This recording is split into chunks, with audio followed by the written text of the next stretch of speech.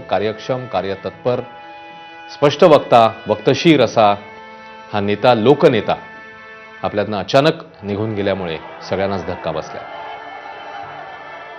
महाराष्ट्रभरातनं अजित पवारांवर प्रेम करणारे त्यांचे कार्यकर्ते, समर्थक पोहोचलेले आहेत आणि त्यासोबतच प्रमुख नेते मंडळी देखील तिकडे आता काही वेळामध्ये पोहोचतील। अनेक मंडळी तिकडे दाखल झालेली आहेत।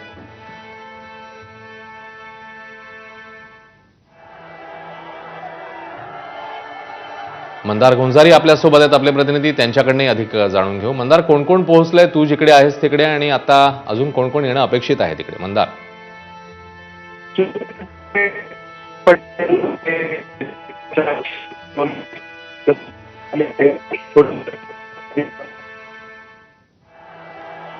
मंदार तुझ्याकडे येतो मी पुन्हा एकदा निलेशकडे जाऊया। तत्पूर्वी निलेश, तू मगाशी सांगत होतास अनेक मंडळी, नेते मंडळी तिकडे पोहोचतात। आता कोण कोण प्रत्यक्षात दाखल झालेले आहे, काय अपडेट्स? जेव्हा ते बोलू शकले नाहीत, बोलण्याच्या पलीकडचं आहे सगळं हे, एवढंच फक्त वाक्य त्यांच्या तोंडातून निघालं आणि वेदना त्यांच्या चेहऱ्यावर उमटलेली होती। ती समुद्रहारे होती। आता अजित पवारांच्या रूपाने या सगळ्या नेत्यांनी एक नेता त्यांचा नवा निवडलेला होता आणि या अशा अपघातामुळं हे सगळेच नेते धक्क्यांमध्ये पाहायला मिळतात। हे अजित पवारांच्या पक्षात बरोबर या ठिकाणी चंद्रकांत पाटील आहे, प्रवेकर आहे, काँग्रेस पक्षाचे आहेत, वेगवेगळ्या पक्षांचे नेते आहेत। तर आपल्या प्रतिनिधींशी आपण संवाद साधूच, मात्र तुर्तास ही दृश्य जिकडे अजित पवार यांच्या पार्थिवावर अंत्यसंस्कार होतील त्या बारामतीच्या विद्याप्रतिष्ठान मैदानावरची प्रचंड मोठ्या प्रमाणात अजित पवारांवर प्रेम करणारे त्यांचे कार्यकर्ते, समर्थक सगळी मंडळी पोहोचलेली आहेत। यासोबतच प्रमुख नेते मंडळी देखील तिकडे उपस्थित आहेत। थोड्याच वेळात मुख्यमंत्री आणि उपमुख्यमंत्री एकनाथ शिंदे देखील पोहोचतील। राजू सोनावणे आता आपल्या सोबत आहेत अधिकची माहिती द्यायला। राजू, अजितदादांना शेवटचा निरोप देण्यासाठी जे आहे ते आता मंत्री दाखल होताना पाहायला मिळतात। सर्व पक्षांचे आमदार देखील दाखल होताना पाहायला मिळतात। थोड्याच वेळामध्ये अजित पवार यांचं पार्थिव जे आहे ते विद्या प्रतिष्ठानमध्ये आणलं जाईल आणि त्यानंतर अंत्यसंस्कार जे आहे ते होणार आहे।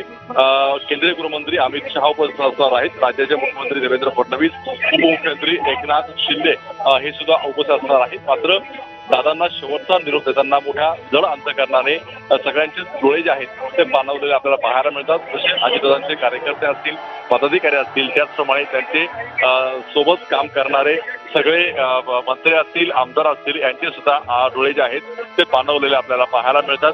खरं तर विद्या प्रतिष्ठानच्या मैदानात जेवढी गर्दी आपल्याला पाहायला मिळते तेवढीच गर्दी जी आहे ती बाहेरच्या रोडला सुद्धा पाहायला मिळते।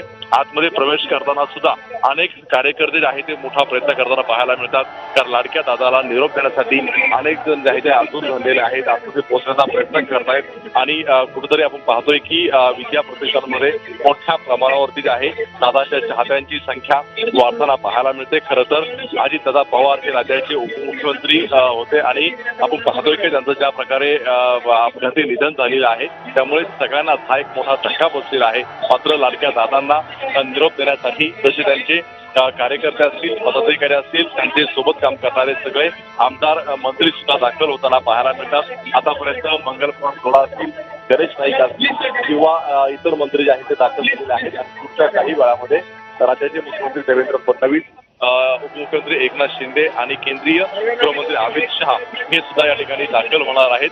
त्यामुळे आपण पाहतोय की सुरक्षा सुद्धा मोठ्या प्रमाणावरती तैनात करण्यात आलेली आहे। महाराष्ट्र पोलीस सोबतच सीआरपीएफच्या अनेक तुकड्या ज्या आहेत त्या तैनात केलेल्या आहेत, कारण मोठ्या प्रमाणावरती कार्यकर्ते पदाधिकारी महाराष्ट्रभरातून देशभरातून आलेले आहेत, दादांना निरोप देण्यासाठी आलेले आहेत. त्यामुळे सुरक्षा यंत्रणा सुद्धा मोठ्या प्रमाणावरती तैनात करण्यात आलेली आपल्याला पाहायला मिळते. खरं तर आपण पाहतोय की काल सुद्धा मोठ्या प्रमाणावरती गर्दी जमली होती. अनेकांचा अश्रूचा बांध जो आहे तो फुटताना आपल्याला पाहायला मिळाला होता. कारण दादांची अकस्मात निधन होणं, अशा प्रकारची एक्झिट होणं हे कोणालाही पचताना आपल्याला पाहायला मिळत नाही. त्यामुळे अनेकांच्या डोळ्यांमध्ये अश्रू सुद्धा आपल्याला पाहायला मिळतात. खरं तर दादांच्या अनेक आठवणी ज्या आहेत ते प्रत्येक कार्यकर्त्यांच्या सोबत आहेत आणि ज्यावेळेस ते प्रसारमाध्यमांशी बोलतात त्यामुळे कुठेतरी त्या आठवणींना सुद्धा कार्यकर्ते पदाधिकारी उजाळा देताना पाहायला मिळतात. खरं तर आपण पाहतोय की सर्व पक्षांचे नेते सुद्धा अजितदादांच्या अंत्यसंस्कारासाठी त्या ठिकाणी दाखल होणार आहेत आणि त्यासाठी आपण पाहतोय की अनेक या प्रतिष्ठानामध्ये दाखल झाले आहेत. काही नेते जे आहेत ते आता काही वेळामध्ये पोहोचणार आहेत. त्यामुळे साधारणतः 12 वाजेपर्यंत या अंत्यसंस्काराला जे आहे ते अंत्यसंस्कार होतील त्याची तयारी जी आहे ते आतमध्ये झालेली पाहायला मिळते. पवार कुटुंबीय सुद्धा आता या ठिकाणी थोड्याच वेळामध्ये दाखल आहे ती होणार आहे. आपण पाहतोय की पलीकडच्या गेटकडनं जे आहे ते कार्यकर्त्यांना सोडलेलं आहे. त्यामुळे मोठ्या प्रमाणावरती गर्दी जी आहे ती जमलेली होती. पोलिसांचं सुद्धा या ठिकाणी कार्यकर्त्यांना आवरण्यासाठी मोठी कसरत होताना पाहायला मिळते.